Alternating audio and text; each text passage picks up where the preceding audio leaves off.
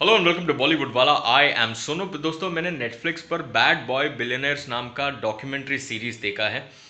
आखिरकार रिलीज हो गया। ये सितंबर के महीने में रिलीज होना था, पर due to some legal issues थोड़ा रुकावट में खेद आ गया, तो फाइनली अब जाकर रिलीज हुआ है।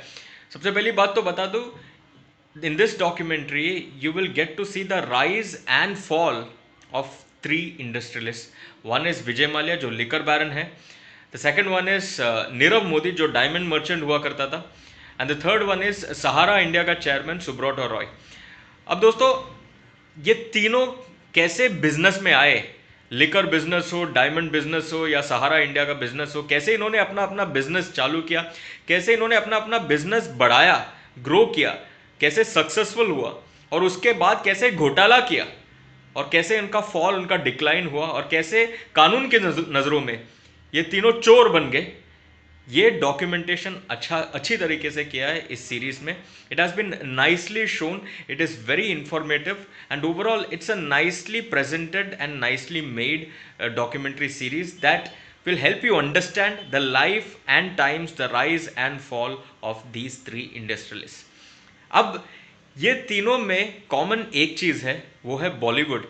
जब विजय माल्या टॉप पर था, बॉलीवुड के एक्टर्स और एक्ट्रेसेस उनके इर्द गिर्द घूमते थे, उनके साथ पार्टी वार्टी करते थे। सेम विद नीरव मोदी, इनके इर्द गिर्द भी बॉलीवुड एक्ट्रेसेस घूमते थे, क्योंकि डायमंड है ना डायमंड का प्रमोशन करने के लिए नीरव मोदी साइन करते थे उनका एम्बेसडर के तौर पर। अब सहारा इंडिया के मतलब सहारा इंडिया का जो चीफ है सुब्रतो रॉय, उनके बेटे के शादी में तो भैया बॉलीवुड तो नाच रहे थे। बच्चन साहब हो, बच्चन साहब के बेटे हो, तो सभी लोगों का फुटेज आपको इसमें देखने मिलेगा। बट एक बार ये तीनों गिर गए, इनका डिक्लाइन चालू हो गया, इनका घोटाला सामने आ गया, बॉलीवुड ने भी टाटा बाय बाय कर दिया। मतलब कहते हैं ना, in times of prosperity you have friends in plenty, in times of adversity you have none in 20। और बॉलीवुड भी ऐसे ही है, जहां पर घोटाला आया तो भैया तू कौन मैं कौन, टाटा बाय बाय करने का टाइम आया।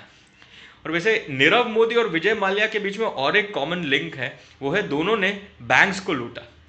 विजय माल्या ने बैंक को लूटा, आईडीबीआई आई थिंक, और नीरव मोदी ने पीएनबी को लूटा और नीरव मोदी का घोटाला तो 1.2 बिलियन का था दोस्तों। That is unbelievable, unbelievable. मतलब ये बैंक्स लोग आंख बंद करके इनको लोन देते थे यार, आंख बंद करके। मतलब या तो इनकॉम्पिटेंसी, या तो करप्शन, या तो पॉलिटिकल प्रेशर, जैसा विजय माल्या के डॉक्यूमेंट्री में कहते हैं। These three factors, one of these three factors could have prompted the banks to give money to Vijay Mallya. In Nirav Modi's case, PNB के ऑफिशियल्स पे कोई डेप्यूटी मैनेजर जो था, फॉर्मर डेप्यूटी मैनेजर, उनको तो ऑलरेडी फ्रॉड के नाम पर चार्ज किया, वो भी आपको इसमें दिखेगा। और वैसे सहारा इंडिया की बात करें तो सहारा इंडिया का स्टोरी आपको देख के आपको फिर हेरा फेरी में बिपाशा का रोल याद आएगा। मतलब पैसा दे दो उसको हम डबल करके देंगे, वही हेरा फेरी और प्रॉब्लम ये था कि सहारा इंडिया लूटता था पुअर पीपल को। वैसा नेटफ्लिक्स के डॉक्यूमेंट्री में दिखा है, allegedly, let me use the word allegedly, तो लूटता था पुअर पीपल को, एकदम पुअर पीपल। उनसे पैसा लेता था, चिटफंड बनाता था, फिर फाइनली वो चिटफंड के पैसे से अपना खुद का एम्पायर खड़ा किया। और भैया जो पैसा इन्वेस्ट करता था गरीब लोग, उनको कभी उनका रिटर्न मिला नहीं। सहारा इंडिया के वो जो डॉक्यूमेंट्री में आप देखेंगे, एक poor lady, she is saying कि मेरा हस्बैंड ब्रेन ट्यूमर से सफ़र कर रहा था और मैं गया अपना पैसा लेने के लिए, लेकिन मेरे को नहीं मिला अपना खुद का पैसा यार। और विजय माल्या के डॉक्यूमेंट्री में आप देखोगे कैसे किंगफिशर के एम्प्लॉयज़ प्रोटेस्ट कर रहे हैं, पैसा दे दो, पैसा दे दो। और वो आदमी बेशरम, वो अपना 60th बर्थडे मना रहा है, एनरिके इग्लेशियस को फ्लाई डाउन किया है। भैया तेरे को एनरिके को देने के लिए पैसा है, लेकिन तेरे खुद के एम्प्लॉयज़ के लिए देने को पैसा नहीं है तेरे पास। वाह भाई, वाह वाह वाह वाह। तो दोस्तों, ऐसे बेशरम लोग हैं, तो राइटफुली सो कानून के नज़रों में ये तीनों क्रुक्स हैं। तो ये बहुत अच्छे से दिखा है इस डॉक्यूमेंट्री में। As far as Vijay Mallya, Nirav Modi stories गो, मेरे को सिर्फ उनके डॉक्यूमेंट्री में एक फ्लॉ नज़र आया, कैसे ये दोनों लंदन भाग गए, कौन इनको टिप ऑफ दिया, कौन इनको सपोर्ट किया, कैसे इनको रोका नहीं गया, वो उतना कुछ अच्छे से दिखाया नहीं है।